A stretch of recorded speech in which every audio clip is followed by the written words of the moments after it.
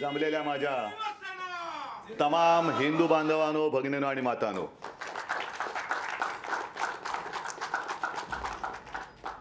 आज महाविजयादशमी आहे. त्यानिमित्ताने दसऱ्याच्या तर शुभेच्छा आहेच, पण मगाशी नंदेशनी एक मराठी मातीत काय तेज असतं आणि शाहिराची काय ताकद असते ती ताकद दाखवली. आज धम्मचक्र परिवर्तन दिन पण आहे, त्याच्याही बद्दल शुभेच्छा देतो. संजय, आत्ता आपण बोलत होतात की जवळपास 1 वर्ष झालंच. पुढच्या वर्षी म्हणजे पुढच्या महिन्यात 1 वर्ष होतच आहे. तारीख पे तारीख देत आहेत, देऊ द्यात. मी ज्या वेळेला सुरुवात केली मुख्यमंत्री पदी बसून कारभाराला, त्या दिवसापासून अनेक जण स्वप्न बघतात की सरकार पडेल, सरकार पडेल, सरकार पाडू. आणि तेव्हा दिलेलं आव्हान मी आज सुद्धा देते, हिम्मत असेल तर सरकार पाडून दाखवा.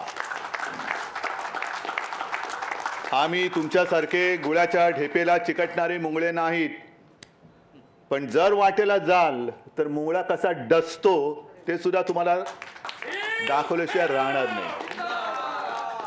एका वेगळ्या परिस्थितीमध्ये हा मेळावा आपण घेतो आहोत. 50च लोक आहेत. सभागृह मुद्दामून भरलेलं नाही ना, तर शिवाजी पार्क जिकडे अपुरं पडतं तिकडे सभागृहाची काय कथा. सभागृह ओसंडून कधीच आणि मेळावा शिवसेनेचा सभागृहात होतच नाही. पण नियम आपणच केलेले आहेत आणि आपण नियम केल्यानंतर आपण कसे तोडायचे. आजचा हा दसरा मेळावा मी मुख्यमंत्री आपल्या सर्वांच्या आशीर्वादाने झाल्यानंतर पहिला दसरा मेळावा आहे. आणि या मेळाव्यामध्ये खरं म्हणजे महाराष्ट्राच्या कानाकोपऱ्यातून जो तुफान महासागर लोटला असता, तो तुफान महासागर त्याला भरती येते. पण मला खात्री आहे की त्या लाटा इथपर्यंत आलेल्या नसल्या तरी तो महाराष्ट्रामध्ये महासागर उचंबळून उसळून आजचा सोहळा आपला बघतोय.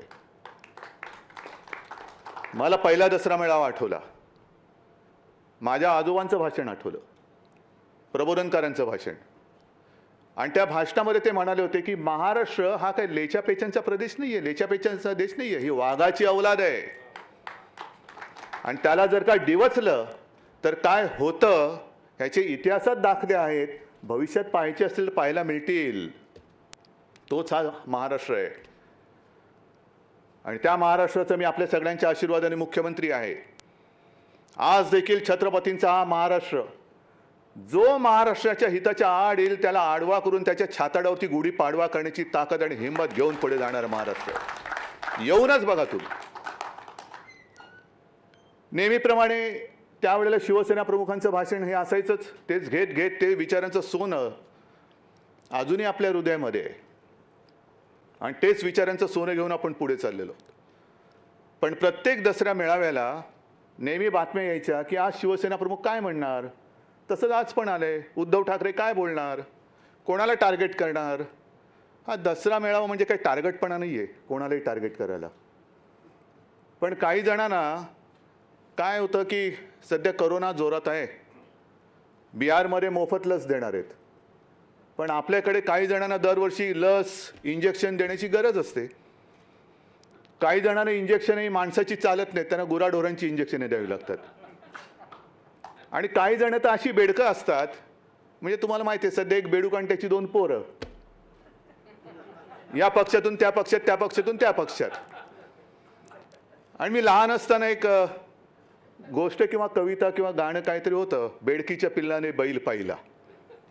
तसं या बेडकाच्या पिल्लाने वाघ पाहिला आणि वाघाची डरकाळी ऐकली. मग जाऊन बाबाला सांगितलं आणि बाप आवाज काढतोय पण असा चिरका आणि किरका आवाज येतोय, तर बेडूक कसा काय वाघ होऊ शकेल. होऊच शकत नाही. तर ही अशी काही सगळी जी काय लोक आहेत त्यांचं नाही म्हटलं तरी थोडाफार एक समाचार घेणं गरजेचं आहे. मी गेले वर्ष मुख्यमंत्रीपदाला होत आलं, पण 6 महिने फेसबुक लाईव्हच्या माध्यमातून आपल्या सर्वांशी संवाद साधतोय. आणि त्याही वेळेला मी म्हटलं होतं की शक्यतोवर मी फेसबुक लाईव्ह करत असताना मी माझ्या महाराष्ट्राच्या कुटुंबियांशी बोलत असतो. आज माझं शिवसेनेचं कुटुंब आणि महाराष्ट्राचं कुटुंब एकत्र होऊन माझे शब्द ऐकतायत. पण तेव्हा एकदा मी असं बोललो होतो की मुख्यमंत्री पदाचा मास्क बाजूला ठेवून जसा आज तो ठेवलेला आहे, मी एक ना एक दिवस आपल्याशी बोलेन. आणि म्हणून कदाचित जर इकडचा शब्द तिकडे गेला तर मुख्यमंत्री असं म्हणतात, मुख्यमंत्र्यांना शोभतं का, तर मुख्यमंत्री आणि शिवसेना पक्षप्रमुख असं थोडंसं एक संमिश्र भाषण मी करण्याचा प्रयत्न करतोय. मला संयमाचं महत्त्व माहिती आहे, कारण संयमातला स गेला तर यम राहतो. तो कोणाच्या नशिबी जाईल तो जाऊ देत. पण माझा प्रयत्न असा राहणार आहे की शक्यतोवर संयमाने बोलायचं. मगाशी हे सगळे मुद्दे आपल्या लोकांच्या डोक्यामध्ये घोळतातच आहेत. हे यांना बोलायचं कधी? एवढं सगळं होतंय, टीका होते, टिप्पणी होते, चारित्र्यहनन, खोटे नाटे आरोप, आळ घेतले जात आहेत, पण शिवसेना गप्प कशी? मी त्या सर्वांना सांगतो की हे सगळे जे मर्द शिवसैनिक आहेत, शिवसेना प्रमुखांचे मर्द, त्यांच्या विचाराने टक्कर देणारे शिवसैनिक हे केवळ आणि केवळ मी शिवसेना प्रमुखांचा सुपुत्र म्हणून माझं ऐकतायत. हे माझं नाही, तुमचं नशीब समजा. कारण जर का त्याने ऐकलं नसतं आणि ते शांत राहिले नसते, कल्पना करून बघा. मी येण्यापूर्वी स्मृतिस्थळावरती गेलो, तिकडे वंदन करून, शिवसेना प्रमुखांना वंदन करून इथे आलो.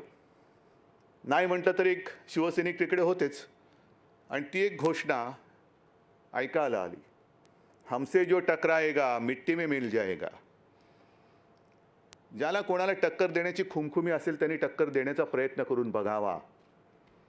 ज्या महाराष्ट्राच्या मातीने औरंगजेब गाडला, अफजल खान गाडला, ती तीच पवित्र माती, ज्या मातीतून छत्रपती शिवाजी महाराजांसारखं एक तेज जन्माला आलं, ती तीच माती आहे. आणि तिच्यामधलं तेज हे आज सुद्धा तसंच ताजं तवानं आणि तेवढंच मजबूत आहे. हिंदुत्वाबद्दल आम्हाला प्रश्न विचारले जात आहेत. का?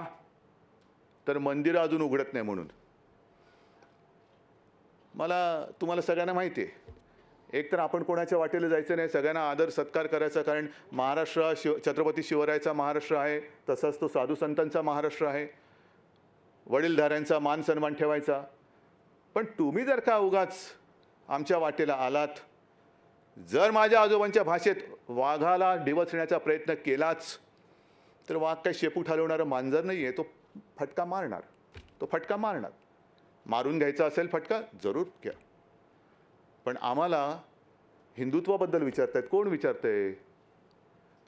ज्या वेळेला बाबरी पाडली गेली आणि जो सगळा कल्लोळ अख्ख्या देशामध्ये उसळला होता, कोणाची हिंमत नव्हती. सगळेजण आता जे हिंदुत्वावरती प्रश्न विचारतायत ते त्यावेळेला शेपट्या घालून कुठल्या बिळात लपले होते काही कल्पना नाही.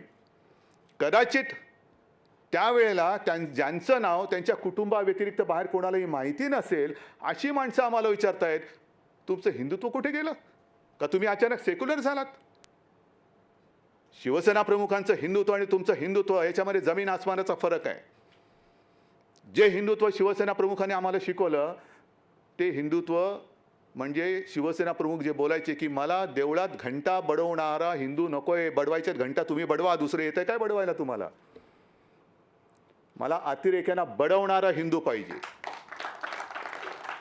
देवळात घंटा बडवा, नाही का करोना आल्यानंतर घंटा बडवा, थाळ्या वाजवा, हेच तुमचं हिंदुत्व. दुसरं काय हिंदुत्व तुमच्याकडे? सगळ्यांना वाटलं गेला करोना, घंटा बडवा, थाळ्या बडवा. काही जण मला सांगत होते की आता पुढच्या रविवारी बघा. म्हटलं काय? बेडूक उड्या मारायला सांगणार. आणि त्याच्या पुढच्या रविवारी बघा. म्हटलं काय? कोलांट्या उड्या मारायला सांगणार. मग त्याच्यानंतर दोरीच्या उड्या. म्हटलं हे कसलं हिंदुत्व आहे? आमचं हिंदुत्व आहे असं नाही आहे. आज सुद्धा सावरकर सभागृहात मी बोलतो आहे, हिंदुत्व म्हणजे काय? आमच्याकडे एक संस्कृती आहे की माता पहिली, माय मरो आणि गाय जगो. हे आमचं हिंदुत्व नाही आहे, अजिबात नाही आहे. आज महिलांवरती अत्याचार होत आहेत, हत्या होते. हे नुसतं आरोपासाठी मी बोलत नाही की बघा तुमच्या राज्यामध्ये काय चालेल. नाही, कुठेच होता का म्हणे. जसं त्या गोवंश हत्याबंदीचा तुम्ही कायदा केलात, आम्हाला हिंदुत्व शिकवताना महाराष्ट्रामध्ये गोवंश हत्या बंदीचा कायदा आणि गोव्यामध्ये का नाही? मी विधानसभेत जे बोललो होतो की इथे गाय म्हणजे माता आणि पलीकडे जाऊन खाता, हे तुमचं हिंदुत्व. हे असं बुरसटलेलं आणि सगळी रया गेलेली हिंदुत्व हे नाहीये. हिंदू म्हणजे कसा पाहिजे, जे शिवसेना प्रमुख सांगायचे की हिंदुत्व हे आमचं राष्ट्रीयत्व आहे, हिंदुत्व हे आमचं राष्ट्रीयत्व आहे. आणि आज मी मुद्दामून काही कागदपत्र घेऊन आलेलो आहे. का घेऊन आलेलो आहे? कारण काही जणांची वाक्य मला खरंच, आज सकाळी संघाचा कार्यक्रम झाला आणि त्या संघाच्या कार्यक्रमामध्ये जसं आपण या सभागृहामध्ये एक मर्यादित स्वरूपामध्ये हा आपला मेळावा, परंपरा फार महत्त्वाची आहे. परंपरा आपण सांभाळत हा कार्यक्रम करतो आहे. सकाळी मोहनजी भागवत यांनी हिंदीमधून सर्व देशाला उद्देशून एक भाषण केलं आणि त्यांचं वाक्य आहे, माझं नाही आहे. जे त्यांना मानणारे आहेत, त्यांच्यासारखी काळी टोपी घालणारे आहेत, त्या टोपीखाली जर का डोकं असेल, त्या डोक्याला म्हणा ह्या वाक्याचा विचार करा आणि हे हिंदुत्व तुम्हाला पटते का? कारण तुमच्या सरसंघचालकांनी सांगितलेलं आहे. शिवसेना प्रमुखांचं हिंदुत्व आम्हाला प्यारं आहेच. ते तुम्ही मानता येत नसेल, तेवढी तुमच्यात हिंमत असेल नसेल, पण निदान सरसंघचालकांनी सांगितलेलं हिंदुत्व तरी तुम्ही मानतात की नाही? आणि त्यांचं वाक्य आहे, हिंदुत्व, हिंदू राष्ट्र, इसको लेकर भ्रम पैदा करने वाले लोग हैं. कौन है? कहाँ है? कौन ये लोग हैं? पता है आपको? कहाँ रह रहे? हिंदुत्व एक ऐसा शब्द है जिसके अर्थ को पूजा से जोड़कर संकुचित किया गया है. मंदिर का नाही उघडत? तुम्ही हिंदुत्व सोडलात का सेक्युलर झालात? हे सरसंघचालकांचं वाक्य आहे. हे सरसंघचालकांचं वाक्य आहे. नुसते टोप्या नका घालू एकमेकाला. त्या टोपीखाली मी पुन्हा सांगतो, जर डोकं असेल तर त्या डोक्यामध्ये मेंदू असेल तर त्या मेंदूला पहिलं हिंदुत्व म्हणजे काय हा अर्थ तुम्ही तुमच्याच सरसंघचालकांकडनं समजून घ्या आणि मग खरडेगाशी करा. ज्या वेळेला संपूर्ण देशात, मी पुन्हा एकदा सांगतो, आगडोंब उसळल्यानंतर शिवसेना प्रमुख आणि शिवसैनिक नसते तर मुंबई महाराष्ट्र वाचला नसता. त्यावेळेला तुम्ही कुठेही दुरान्वयाने सुद्धा तुमचा संबंध नव्हता. आणि आज तुम्ही आमच्या अंगावरती येत आहे का? खुर्चीवरती बसलात म्हणून. मग जे शिवसेना प्रमुख सांगायचे की जो सर्वसामान्य माणूस असतो त्याच्या तळहातावरती भाग्यरेषा असते, हे नशीबवान यांच्या कुठे भाग्यरेषा उमटले ते त्यांनाच कळत नाही आहे. अशी काही भाग्यरेषा उमटलेली माणसं असतात, 2-4 दिवसासाठी ती रेषा असते, पण त्यांना असं वाटतं की ही भाग्यरेषा माझ्यावरती उमटले म्हणजे मीच भाग्यविधाता झालो की काय. नाही, एवढे सारी गोष्ट नाही आहे. आणि त्याच्यानंतर सुद्धा मोहन भागवत जे म्हणतायत हे फार महत्त्वाचं आहे. म्हणजे खरं म्हणजे आजचं मोहन भागवतांचं जे भाषण आहे, संजय उद्याच्या आपल्या सामनामध्ये व्यवस्थित छापलं पाहिजे. कारण फार मोलाचे त्यांनी विचार मांडलेले आहेत. एकतर हिंदुत्वाचा अर्थ त्यांनी सांगितलेला आहे. जे हिंदुत्व शिवसेना प्रमुखांना अभिप्रेत आहे, जवळपास तसंच हिंदुत्व त्यांनी ते हिंदुत्व म्हणजे नुसतं देव, मंदिर, पूजा अर्चा त्याच्यापुरतं ते हिंदुत्व मर्यादित नाही आहे. त्या पलीकडे जाऊन जे व्यापक हिंदुत्व आहे हे त्यांनी सांगितलेलं आहे. आणि त्याच्यानंतर त्यांनी सगळ्या राजकारण्यांबद्दल जे बोललेलं आहे हे सुद्धा त्यांच्याच जी राजकीय शाखा आहे, संघाची जी राजकीय शाखा आहे, त्या राजकीय शाखेनेही ह्याच्यावरती विचार करण्याची गरज आहे. कारण आज मोहनजी पुन्हा म्हणालेले आहेत की राजकारण म्हणजे शत्रूमधील युद्ध नव्हे. फार महत्त्वाचं वाक्य आहे. राजकारण म्हणजे शत्रूमधील युद्ध नव्हे, विवेक पाळा. हे कोणाला उद्देशून त्यांनी बोललेले असतील? आम्ही विवेक पाळतोय नाही पाळतोय? भाजप विवेक पाळते नाही पाळते? आज कोरोनाचं संकट सगळीकडे असताना सुद्धा जे काय राजकारण आणि राज्यामधली सरकार, हे सरकार पडेल ते सरकार पाडू, कशाला पाडापाडी करताय? कशाला पाडापाडी करताय? जेवढं लक्ष तुम्ही तुमच्या पक्षावरती देत आहात, जे मध्ये मला सांगायचं ना, मोदीजी एवढे तास काम करतात आणि एवढ्या वेळेस झोपतात, तेवढ्या वेळेस उद्धव ठाकरेंनी काम केलं तरी काय काम होईल? उद्धव ठाकरे काय काम करतोय हे नुसतं तुम्हाला गरगर फिरून चालणार नाही. तसं भोवरासुद्धा फिरतो, सुदर्शन चक्रसुद्धा फिरत असतं, भुईचक्रसुद्धा फिरत असतं. त्या फिरण्याला काय अर्थ नसतो.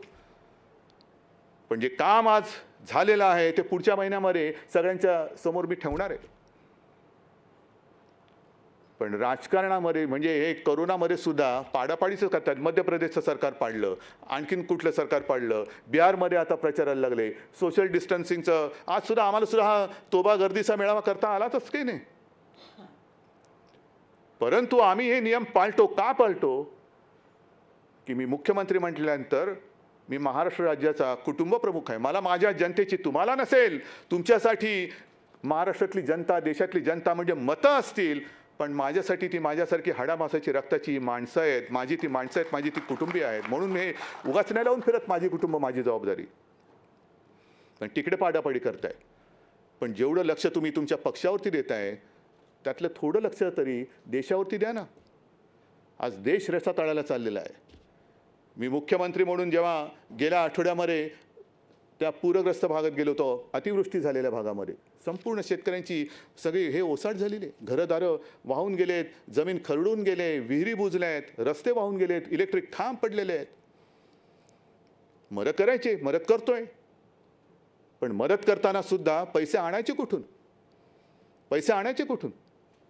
कारण आपल्या हक्काचे, मी मुद्दामून हे सांगतोय, आपल्या हक्काचे जो GSTचा टॅक्स आहे त्याचे जवळपास 28,000 कोटी आणि वरचे आपल्या हक्काचे जवळपास ते 10,000 म्हणजे 38,000 कोटी हे येणं आपल्या हक्काचं आजसुद्धा केंद्राकडे बाकी आहे. आजसुद्धा 38,000 कोटी आपल्या महाराष्ट्राच्या हक्काचं आहे, हे केंद्राकडे बाकी आहेत. ते देत नाही आहेत. आणि बिहारला फुकट लस देत आहेत. कोणाच्या पैशाने देत आहे? पण 38,000 कोटी म्हणजे GST देतच नाही आहे. मग मध्ये एक प्रस्ताव असा आला की राज्याने कर्ज उभारावं. काय म्हणून उभारायचं? मग आता म्हणतात केंद्र कर्ज उभारेल. फेडायचं कोणी? का म्हणून तुम्ही कर्ज उचलताय आणि आम्हाला उचलायला लावताय?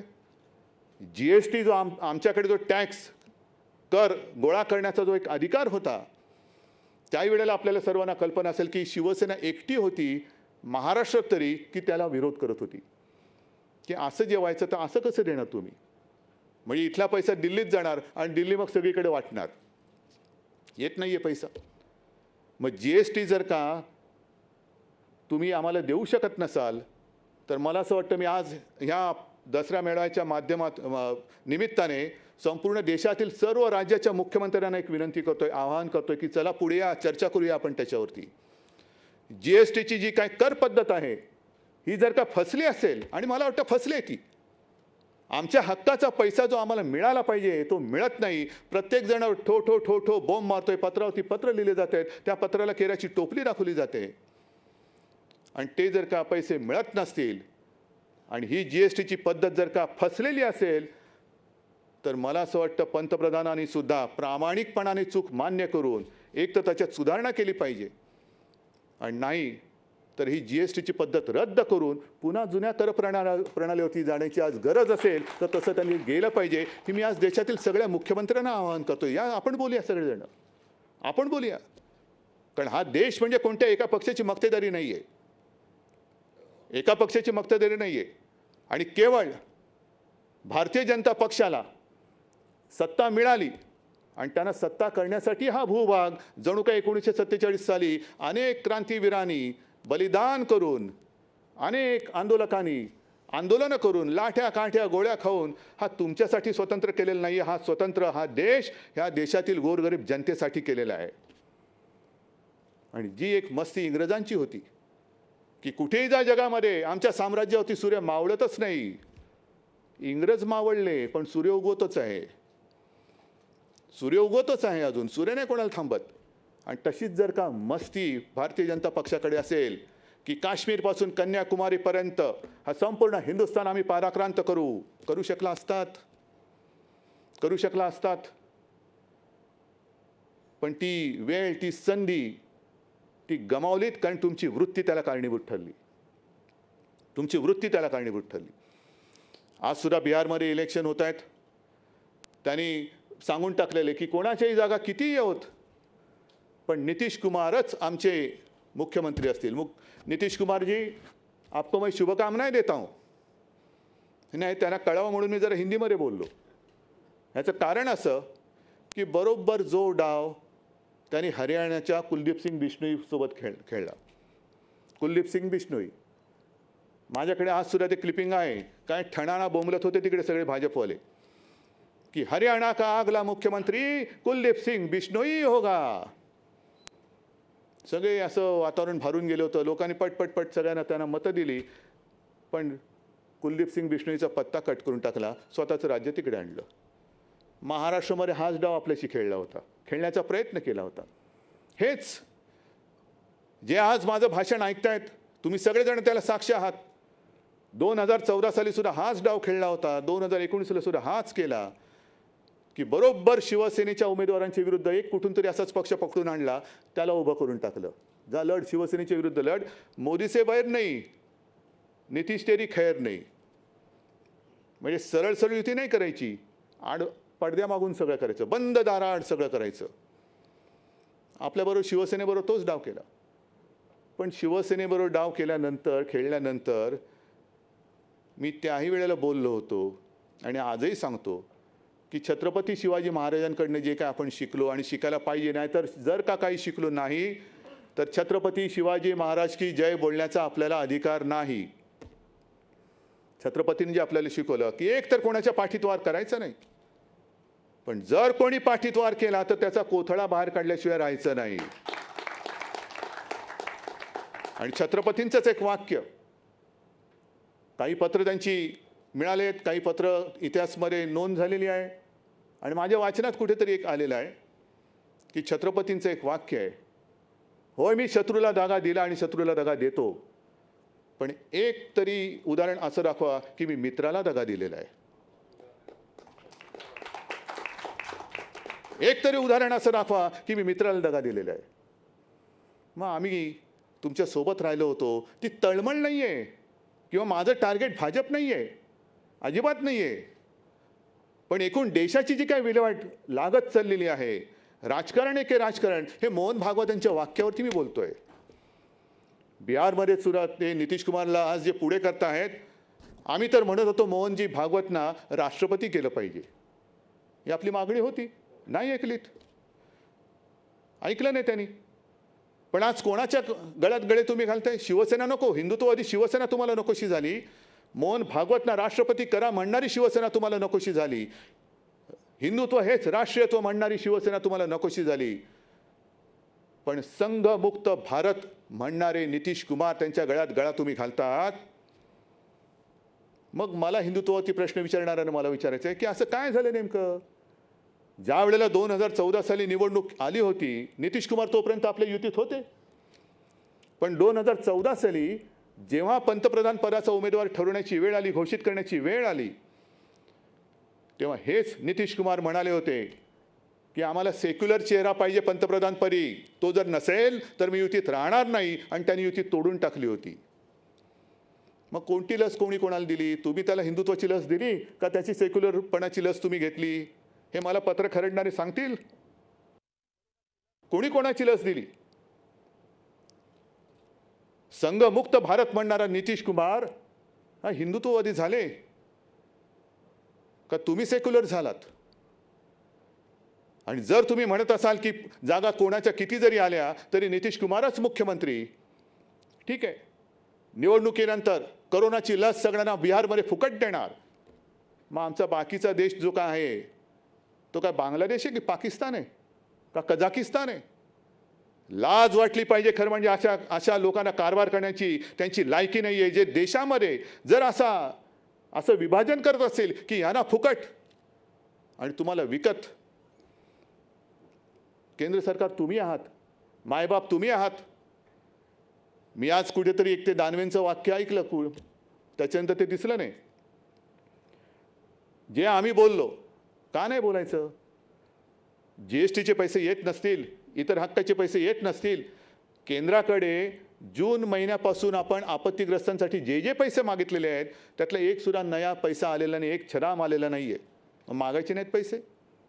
मग दानवे म्हणाले लग्न तुम्ही केलं आणि पैसे बापाकडे मागता. दानवेजी बाप तुमचा असेल, माझा बाप इकडे,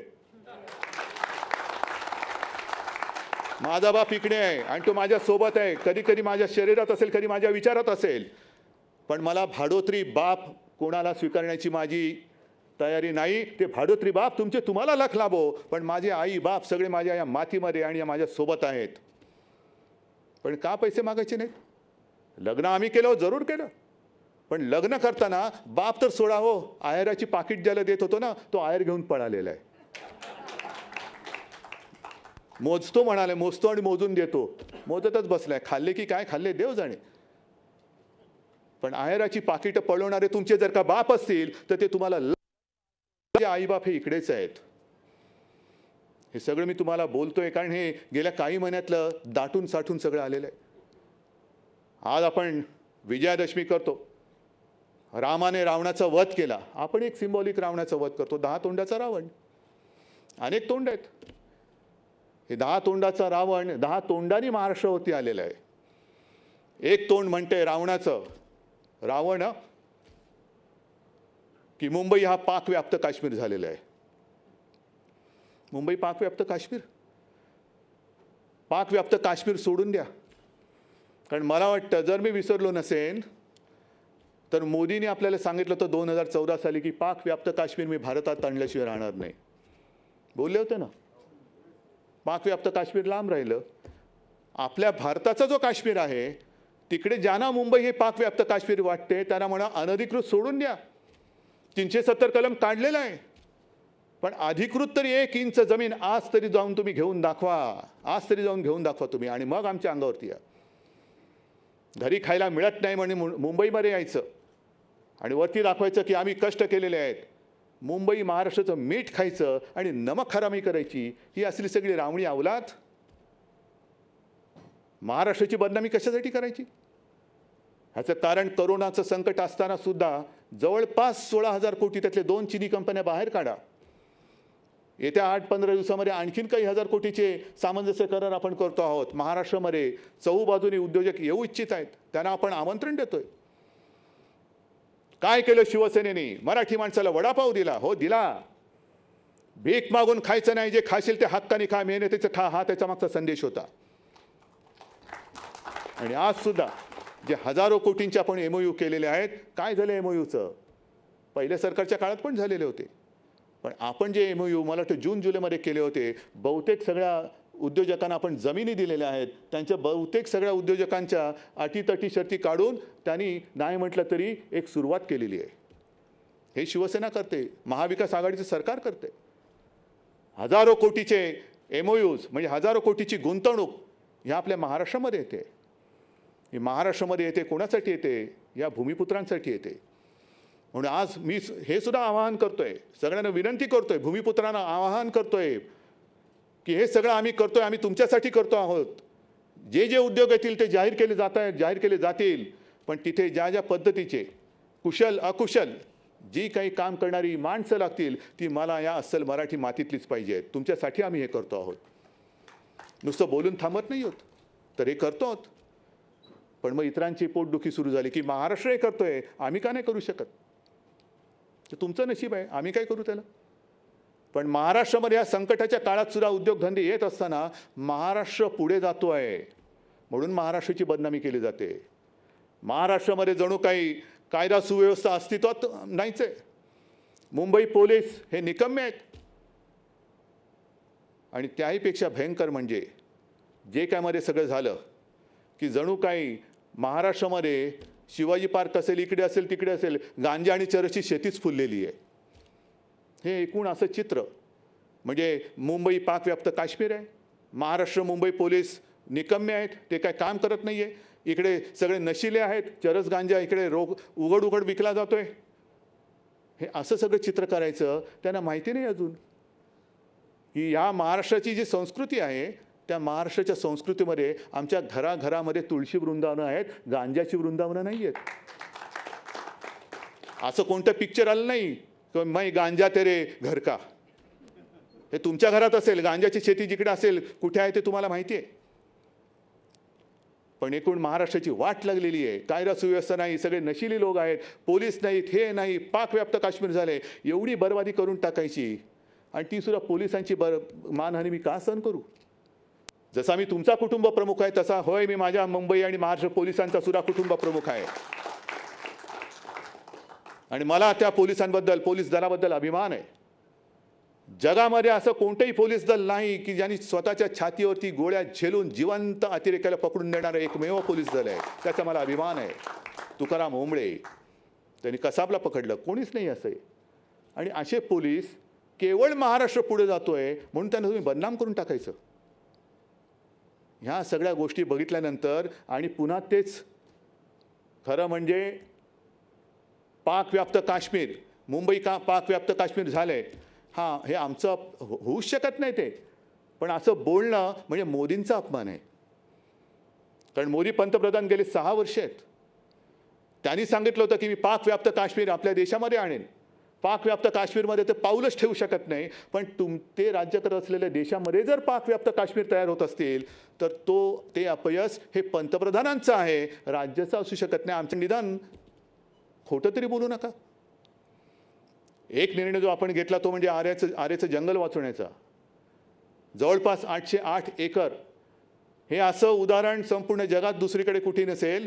जंगल उजाड करून शहरं वसली गेलेली आहेत, पण शहरामध्ये जंगल राखणं, रक्षण करणं हे तुमच्या महाविकास आघाडीच्या सरकारने केलेलं आहे. ह्याचा मला अभिमान आहे, नक्कीच अभिमान आहे. मेट्रोची कार शेड जे रातोरात झाडांची कत्तल करून तिकडे करण्याचं घाटत होतं, ती कार शेड मी आल्या पहिले त्याला स्थगिती दिली. स्थगिती दिल्यानंतर अभ्यास झाला. आता अभ्यास किती काळ करायचा? तुमचं सरकार गेलं तरी तुमचा अभ्यास होत नाही, त्याला मी काय करू? तुमची शिकवणी नीट लावा. मी कशाला सांगू तुम्हाला कोण टीचर पाहिजे? पण आपण ती जी कार शेड आहे ती आता कांजूर मार्गला नेतोय. नगरविकास मंत्री इकडे बसलेले आहेत. एक नया रुपया खर्च न करता सरकारची जमीन, त्याच्यावरती कोणतेही लिटिगेशन नाही, काही नाही. ती जमीन आपण मेट्रोसाठी घेतलेली आहे. आणि ही मेट्रो मग किती पैसा वाया गेला हा कोण देणार? कोणताही पैसा वाया गेलेला नाही, अजिबात नाही. त्या बरोबर लाईन ज्या आहेत, मेट्रो 3 असेल, 6 असेल, आणखीन काय असेल, ह्याच्या पुढे जाऊन सांगतो की तिकडे जी कार शेड होणार आहे, ती कार शेड तिकडे झाल्यानंतर केवळ कांजूर मार्गपुरती नाही, आरेपुरती नाही, तर पुढे कल्याण डोंबिवलीपर्यंत तो जो मार्ग जाणार आहे त्याच्यासाठी ती कार शेड तिकडे होणार आहे. हे करायचं नाही, पण केल्यानंतर सुद्धा असं काही ठोठो बोंबलायचं की जणू काही आम्ही मोठंच काहीतरी घोडं मारलंय. आणि काय सांगलं म्हणाले, विलासी राजा आणि त्याची अहंकारी मुलं. ठीक आहे ना, मग मी असं म्हटलं तर अहंकारी राजा आणि कळसूत्री बावल्या, हे नुसतं असं फिरवत बसायचं. बोट वर केलं की यांची टांगवर होते, हे बोट वर केलं की हात वर होतो, हे दुसरं बोट केलं की दोन्ही टांगावरती होतात. आता काय वर तुमचं काय वरनं काय करतील दोरीवरनं, मला काय माहिती तुमच्या वरच्या जोडीला तुमचं कोणते अवयव जोडले गेले. पण ही कळसूत्री बाहुल्यांचा खेळ आता महाराष्ट्राने संपवलेला आहे. आणि यापुढे महाराष्ट्रामध्ये कळसूत्री बाहुल्यांचा खेळ होणार नाही. इकडे मर्द मावळ्यांचंच सरकार येणार आहे, मर्द मावळ्यांचं सरकार येणार. आणि म्हणून बांधवांनो आणि भगिनीनो, मी मगाशी म्हटलं की बऱ्याच काही गोष्टी घेऊन आलेलो आहे, पण सगळ्या गोष्टी सांगत बसण्यात तसं काय मला वाटतं उगाचच वेळ काढण्यात काय अर्थ नाही आहे. पण एकच गोष्ट महत्त्वाची जी सांगतो की जे काय चाललेलं आहे संपूर्ण देशात हे फार विचित्र चाललेलं आहे. कोरोनाचं संकट आहेच, जगभरामध्ये संपूर्ण अर्थव्यवस्था ही खिळखिळी झालेली आहे. आणि अशा या परिस्थितीमध्ये देशाच्या अर्थव्यवस्थेकडे लक्ष न देता केवळ सरकार पाडापाडी करण्यामध्ये जर भारतीय जनता पक्षाला रस असेल तर मला असं वाटतं अराजकाला आपण आमंत्रण देतो आहोत, अराजकाला आमंत्रण देतो आहोत. जे मी येताना बघत होतो कुठल्या तरी एका देशामध्ये धान्याची कोठारं फोडली जात आहेत. कारभार कसा करावा? आपण नेते आहोत, तुम्ही नेते आहात. ज्या वेळेला मला आठवतंय जून जुलैच्या सुमारास माननीय पंतप्रधानांनी एक व्हिडिओ कॉन्फरन्स घेतली आणि देशातील सर्व प्रमुख राजकीय पक्षांच्या नेत्यांना प्रमुखांना त्यांनी व्हिडिओ कॉन्फरन्सच्या माध्यमातून विचारलं होतं की चीन हा पुढे सरकतोय, काय करायचं? आम्ही त्यांना सांगितलं होतं की आम्ही प्रधानमंत्रीजी तुम्ही नेते आहात, आमचा तुमच्यावरती विश्वास आहे. युद्धाच्या काळात आम्ही राजकारण करणार नाही, अजिबात करणार नाही. जे तुम्ही ठरवाल आमचा तुम्हाला पाठिंबा आहे, आमचा तुमच्यावरती विश्वास आहे, कारण आम्हाला माहिती आहे की तुम्ही लेचेपेचे नाही आहात. मग जर हे आम्ही करू शकतो तर करोनाचं संकट ह्याच्यामध्ये तुम्ही राजकारण करता? मंदिरं उघडा, मंदिरं उघडणार आहे. मला काही हौस नाही की सगळं काही लॉकडाऊन करून दाखवले. काय दाखवलं? टाळेबंदी. अजिबात नाही. लॉकडाऊन करण्याची काही मला हौस नाही आहे. सगळ्या गोष्टी हळूहळू हळूहळू करत उघडत जातो आहोत. पण आज जे तुमच्या सरसंघचालकांनी सांगितलेलं आहे की हिंदुत्व म्हणजे नुसतं पूजा अर्चा यांच्याशी जोडला गेलेला तो एक संकुचित शब्द नाही आहे. बरंच काय काय ते बोललेत, मुस्लिम बांधवांबद्दल सुद्धा ते बोललेत. ऐका जरा त्यांचं ऐका. जी शिकवण त्यांच्याकडनं तुम्ही घ्यायला पाहिजे ती न करता त्यांच्या शिकवण्याकडे लक्ष न देता जर तुमचं लक्ष खुर्चीवरती असेल तर तुमच्या खुर्चीचे पाय विचार नसल्यामुळे कधी कापले जातील हे सांगता येत नाही. पाया मजबूत पाहिजे. आज सगळी एनडीए म्हणून जी काही आघाडी केली होती ती आघाडी तुटून गेलेली, काय एनडीए शिल्लक नाही राहिलेली. पहिला आपल्याशी खेळ करायला गेलेले, आपण तडाखा दिला, अकाली दल गेली, मग मला वाटतं ते गोरखा काय त्यांचं ते गेले, खडसे गेले, आणखीन कोणतरी ते जात आहेत. म्हणून मी परवा मला प्रश्न विचारला की तुमची प्रतिक्रिया काय, तेव्हा मी हेच सांगितलं होतं की यशाची शिखरं पादाक्रांत करतायत, जरूर दहीहंडी फोडायला वरती गेलेत, पण वरती गेल्यानंतर तारेला लटकू नका, कारण खालचं सगळं गेलं, येणार कसे खाली? हंडी आणि तुम्ही दोघं एकदम खाली. दहीहंडी फोडताना सुद्धा पाया मजबूत असावा लागतो. आणि तो जर का पाया तुमचा मित्रपक्षांचा हल्ला असेल, तुमचे पायाचे दगड जर निष्ठत असतील, विचार नाही, आचार नाही, काही नाही, संस्कृती नाही, तर असं सरकार हे जास्त काळ टिकू शकणार नाही. आमचं सरकार कधी पाडायचं आहे माझं आव्हान आहे, पण तुमचं सरकार पहिलं सांभाळा, तुमचं सांभाळा. कारण एक दिवस जनता उठेल आणि ते म्हणतील हे नाही तर कोण, हा जो काय प्रश्न होता तर जनता म्हणेल कोणी चालेल पण हे नको. हा विचार आता सुरू झालेला आहे, कोणी चालेल पण हे नको. आणि म्हणून मी बिहारच्या जनतेला सुद्धा एक सांगतोय की डोळे उघडून मतदान करा. मी कोणाला करा मला माहिती नाही, ते तुमचं तुम्ही बघा. पण हे जे काय यांचे छक्के पंजे चालतात त्याला बळी न पडता तुम्ही मतदान करा. आणि महाराष्ट्रामध्ये सुद्धा, कारण मध्ये मध्ये काय होतं, काय आलं रे, तर त्याला आत घेऊन ना, मी संपवतोच. मध्ये मध्ये काय होतं, आता गेल्या 2 आठवड्यापूर्वी मराठा समाजाला, ओबीसी समाजाला, धनगर समाजाला मी सर्वांना सांगतोय की बाबांनो, आम्ही तुमचे आहात, हे सरकार तुमचं आहे. कोणताही समाज हा न्याय दिल्याशिवाय मी शांत राहणार नाही, हे मुख्यमंत्री म्हणून माझं तुम्हाला सगळ्यांना वचन आहे. सगळ्या समाजाला मी न्याय देणार आणि हा न्याय देताना कोणाचं काही काढून देणार नाही. जो तो समाज, एक गोष्ट नक्की चांगली आहे की प्रत्येक समाज म्हणतोय की त्यांना द्या, आम्हाला हरकत नाही, पण आमचं फक्त कोणाचं काही कमी होणार नाही. आदिवासींचं तसंच राहील, धनगरांचं त्यांनाही देऊ, ओबीसींचं देऊ, मराठ्यांना देऊ, सगळ्यांना देऊ. फक्त एकच हात जोडून नम्र विनंती करतोय की जातीपाती आणि समाजामध्ये जे कोणी महाराष्ट्र द्वेष्टे भिंती उभ्या करू इच्छित असतील तर त्यांच्या कारस्थानानं बळी पडू नका. कारण तुम्ही म्हणजे महाराष्ट्र आहात, तुम्ही म्हणजे शिवरायाचे मर्द मावळे आहात. आणि तुमच्यामध्ये जर का तुटफूट झाली आणि तोडफोड करण्यामध्ये जर का ते यशस्वी झाले तर केवळ आपलेच नाही तर महाराष्ट्राचे तुकडे करायला ते मागे पुढे बघणार नाही. आणि म्हणून मला असं वाटतं आज दसरा आहे, हे जे आपण वैचारिक सोनं लुटतो न लुटतो जे काय असेल ते, पण निदान बेल भंडारा उचलून एक शपथ घ्यायला पाहिजे की महाराष्ट्राच्या एकजुटीला तडा जाईल असं मी काही करणार नाही. ही शपथ या दसऱ्याच्या निमित्ताने घेऊन तूर्त मी आपली रजा घेतो. जय हिंद, जय महाराष्ट्र. ताज्या बातम्यांसाठी लोकशाही न्यूज चॅनलला सबस्क्राइब करा आणि बेल आयकॉनवर क्लिक करा.